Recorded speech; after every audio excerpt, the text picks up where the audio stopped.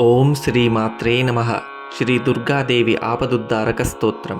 సిద్ధేశ్వరి తంత్రం ప్రకారం పరమేశ్వరుడు పార్వతీదేవికి ఉపదేశించిన ఈ స్తోత్రం ఆపదలను తొలగించే అద్భుతమైన కవచం. దుర్గా అంటే భయంకరమైన సంసార సాగరాన్ని దాటించేదని లేదా దుర్గమమైన కష్టాలను హరించేదని అర్థం. ఇందులో వచ్చే నమస్తే జగత్తారిణి త్రాహి దుర్గే అనే మంత్రానికి లోకాన్ని రక్షించే ఓ అమ్మ, నన్ను ఈ కష్టాల నుండి కాపాడు అని లోతైన అర్థం ఉంది. ఈ స్తోత్రం భక్తుడిని అన్ని రకాల భయాల నుండి విముక్తుడిని చేసి అమ్మవారి రక్షణను కల్పిస్తుంది. ప్రతి శ్లోకంలోనూ దుర్గమ్మ నామస్మరణ శత్రువులను, రోగాలను మరియు గ్రహదోషాలను నాశనం చేస్తుంది. ఇది కేవలం స్తుతి మాత్రమే కాదు, ఆపదలో ఉన్నప్పుడు అమ్మవారిని చేరుకోవడానికి ఒక ఆధ్యాత్మిక మార్గం వంటిది.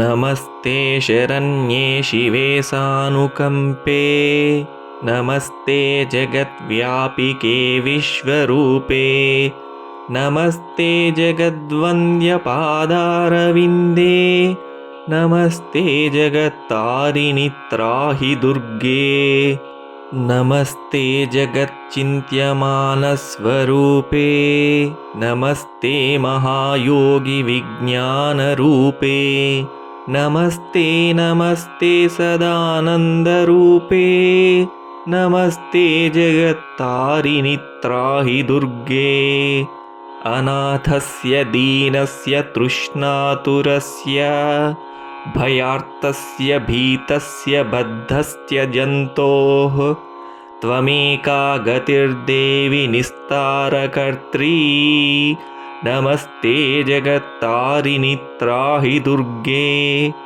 అరణ్యే రణే దారుణే శత్రుమధ్యే, జలే సంకటే రాజగేహే ప్రవాతే, త్వమేకా గతిర్దేవి నిస్తారహేతుర్, నమస్తే జగత్తారిణి త్రాహి దుర్గే, అపారే మహాదుస్తరేత్యంతఘోరే, విపత్సాగరే మజ్జతాం దేహభాజాం, త్వమేకా గతిర్దేవి నిస్తారనౌకా, నమస్తే జగత్తారిణి త్రాహి దుర్గే, నమశ్చండికే చండదోర్దండలీలా,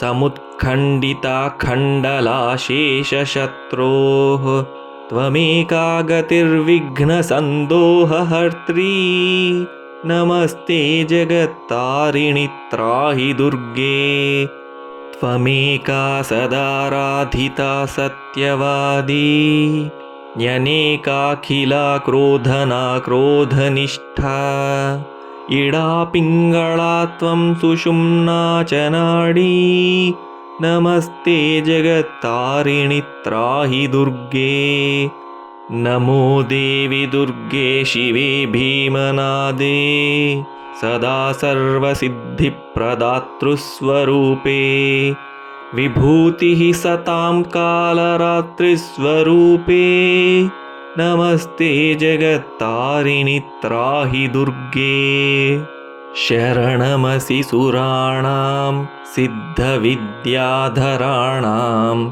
మునిదనుజ పశూనాం వ్యాధిభిః పీడితానాం, నృపతి గృహగతానాం దస్యుభిస్త్రాసితానాం, త్వమసి శరణమేకా దేవి దుర్గే ప్రసీదే.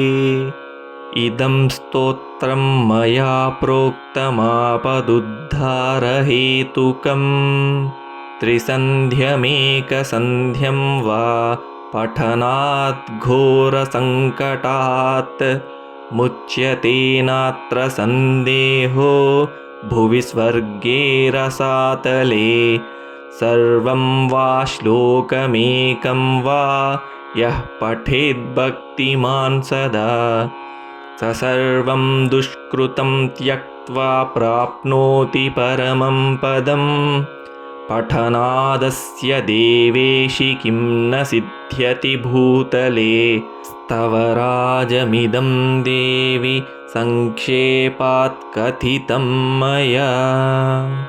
इति श्रीदुर्गादेवी आपदुद्धारकस्तोत्रम् सम्पूर्णम्।